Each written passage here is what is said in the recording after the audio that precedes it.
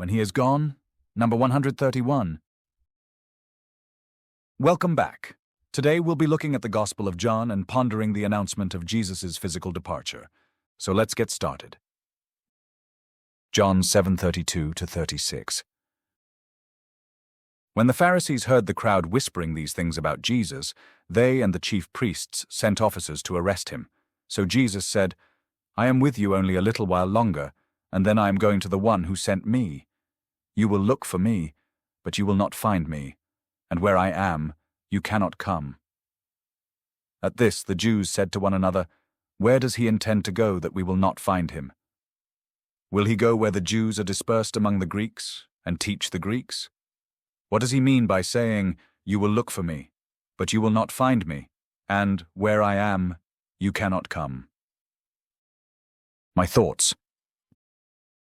Jesus' statement about his departure created a lot of confusion, to say the least.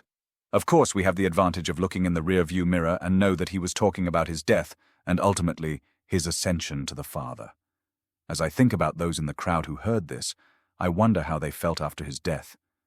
I'm sure there was still confusion as to what he was saying to them in this passage, but the fact that he was gone was pretty evident to all after the crucifixion and ascension. I can imagine three sets of people: those who were glad he was gone or didn't care, those who wished they had gotten to know him better, and those that knew him well and were grieving the loss of the physical presence of their master and friend. The first group of people are marked by hostility toward God or ambivalence. Some were even religious, and yet when Jesus was finally out of the picture, they could go back to the same dead rituals they were practicing without him meddling in their affairs. For the ambivalent, life as usual, the deadness of spirit without even knowing they were dead. The second group is struggling with should've, would've, could've. They missed the boat. The opportunity of knowing the Messiah in person had passed them by. Oh, they could say they saw him, heard him teach, or even had him cast out their demons, but did they really know him? There's the ache of knowing you missed something big, but can't even describe what a huge privilege it would have been to really get to know him. And then there's the third group of people, those disciples that got to know the real Jesus.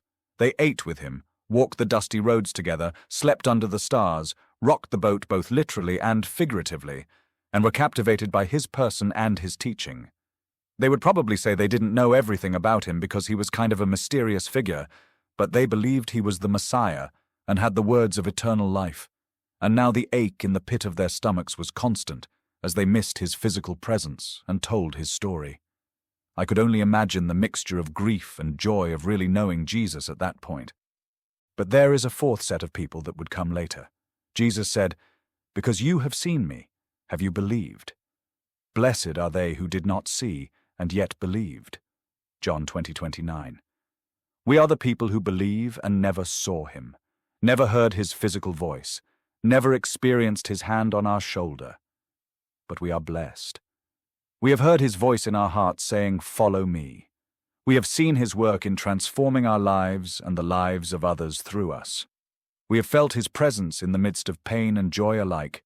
We believe and therefore are blessed to know him. My story. I've heard a lot of sermons about leaving a legacy. It usually comes in the form of, "What do you want people to remember about you?" Or, "What do you want people to put on your tombstone?" Or, "What will it be like to see the crowd in heaven you ushered into the kingdom?" Actually, in recent years I really don't care about that. I have been simply aching to see and be with Jesus. He is enough. I know I can't completely identify with the disciples who were with him during his earthly ministry. But I can say this: I want to be with him physically. I want to see him, talk to him, listen to him, and above all, worship him in person. That's what I'm looking forward to, and the only thing I want to leave behind is my admonition ringing in your ears: be like Jesus. Our action plan. Now it's time for application. Here's some ideas. Spend some time in contemplation and prayer about the day you stand face to face with Jesus. Ask someone, what will you do when you meet Jesus face to face? Do a Bible study on how different people have met God and record their acts, emotions, and words. It must have been a sobering situation when the disciples realized they would no longer have physical access to the Son of God until he returns. But just before he left, he gave them this promise, "And surely I will be with you till the end of the age." He is with us, that is certain, but we also long for the day when we will see him face to face.